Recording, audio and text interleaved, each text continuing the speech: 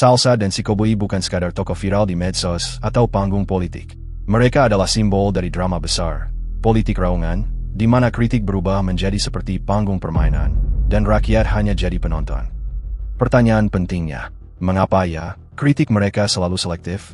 Siapa sih yang mereka bela, dan siapa yang mereka serang? Apakah ini memang sekadar kebisingan? Atau jangan-jangan bagian dari skenario oligarki? Atau bahkan, mungkin ada permainan global yang lebih besar? Dalam video ini kita akan bongkar 1. Fenomena kritik selektif ala salsa. 2. Gaya Koboi, pejabat baru yang suka tembak sana-sini, mungkin sambil kerja. 3. Jejak oligarki di balik panggung drama politik. 4. Mengapa rakyat perlu curiga pada demokrasi panggung boneka? Ingat, demokrasi hanya bisa bertahan kalau rakyat punya akal sehat. Tanpa itu, semua raungan galah hanyalah sandiwara, dan kita hanyalah penonton yang mungkin rela tertipu.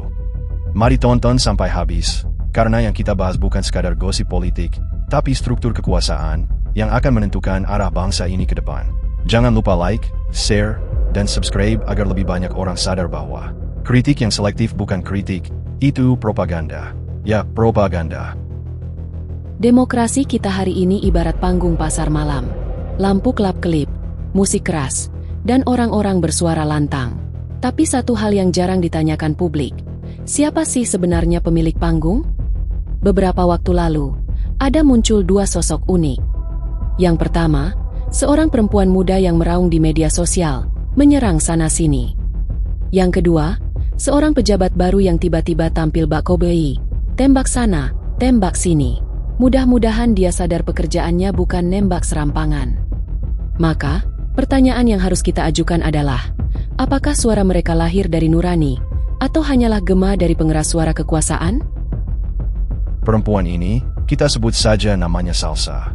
Ia muncul dengan raungan lantang, menuding DPR, menyindir tokoh-tokoh politik.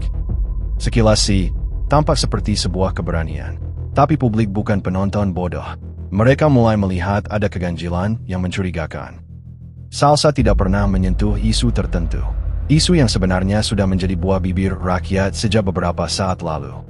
Yaitu, isu tentang kelompok politik yang tumbuh di pusat kekuasaan, yang sering disebut sebagai geng Solo. Padahal, kritik terhadap geng ini sudah ramai di ruang publik. Tapi mengapa mulut Salsa jadi kaku? Mengapa hanya pihak tertentu lainnya yang diserang, sementara tentang yang lain justru bungkam? Jadi, kritik yang selektif bukan lagi kritik. Itu adalah propaganda.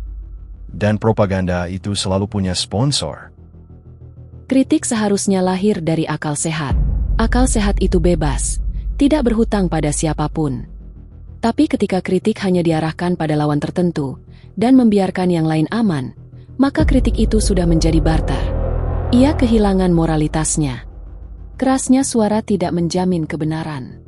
Gonggongan keras tidak membuat anjing lebih berani dari singa. Publik harus belajar membedakan, mana kritik yang lahir dari nurani, mana raungan yang diperdagangkan. Lalu kita lihat fenomena baru. Seorang pejabat tinggi yang dulu bekerja diam-diam di panggung senyap, tiba-tiba tampil bak kobu politik. Setiap hari tembakannya terdengar, kadang ke dunia usaha, kadang ke sesama politisi. Tapi masalahnya begini, setiap peluru dari pejabat adalah kebijakan. Dan kebijakan bukan mainan. Kalau peluru itu ditembakkan tanpa analisis mendalam, maka yang kena bukan lawan politik, tapi rakyat yang harus menanggung akibatnya.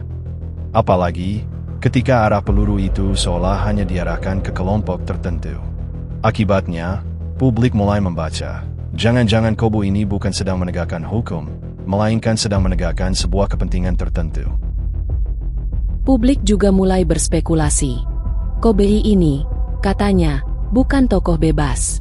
Sepertinya ada bayangan besar di belakangnya. Kita mungkin semua sudah tahu, ada satu sosok yang selama ini dikenal sebagai jenderal segala urusan, mulai dari tambang, energi, sampai geopolitik. Sosok yang bisa muncul di mana saja, dari ruang rapat istana sampai lapangan golf. Orang bisa menyebutnya sebagai Grandmaster, atau juga hanya sekadar tangan panjang kekuasaan. Dan tentu saja, gosip politik sering beredar. Koboi ini hanyalah pion di papan catur yang digerakkan oleh Grandmaster tersebut. Tentu, gosip harus diuji. Tapi sejarah politik Indonesia membuktikan, Ada banyak kasus besar dimulai dari bisikan kecil. Mulai dari desas-desus lapangan golf sampai menjadi headline koran nasional. Kalau publik tidak hati-hati, maka semua ini hanya akan melahirkan polarisasi baru. Salsa hanya menembak oposisi. Kubu juga rajin menembak lawan politik tertentu. Maka demokrasi kita berubah jadi arena gladiator. Bukan lagi mencari kebenaran, tapi hanya mencari siapa yang paling keras berteriak. Kritik yang sehat seharusnya konsisten. Tidak peduli siapa yang berkuasa, tapi yang salah harus dikritik. Tapi kalau kritik hanya diarahkan ke musuh politik, sementara kawan dilindungi, itu bukan demokrasi. Tapi itu adalah sebuah transaksi. Atau bahkan jangan-jangan hanyalah seperti jual beli di pasar gelap gulita. Memang demokrasi tanpa kritik akan mati.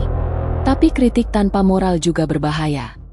Salsa dan si koboi adalah cermin bagi kita semua. Pertanyaannya, apakah kita masih punya keberanian untuk berpikir bebas? Atau kita puas menjadi penonton yang hanya bertepuk tangan pada suara keras, tanpa pernah bertanya, siapa yang sebenarnya sedang berbicara? Akal sehat harus menjadi alat rakyat, bukan sekadar jadi dekorasi politik.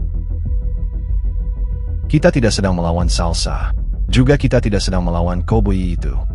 Yang kita lawan adalah kebodohan politik yang membiarkan kritik kehilangan akalnya. Demokrasi hanya bisa bertahan kalau rakyat punya nyali untuk bertanya 3 hal. Pertama, siapa yang bicara? Kedua, untuk siapa dia bicara? Ketiga, siapa yang diuntungkan dari setiap raungan itu? Itulah akal sehat. Dan akal sehat, sekali lagi, tidak bisa dibeli. Ia hanya bisa diperjuangkan.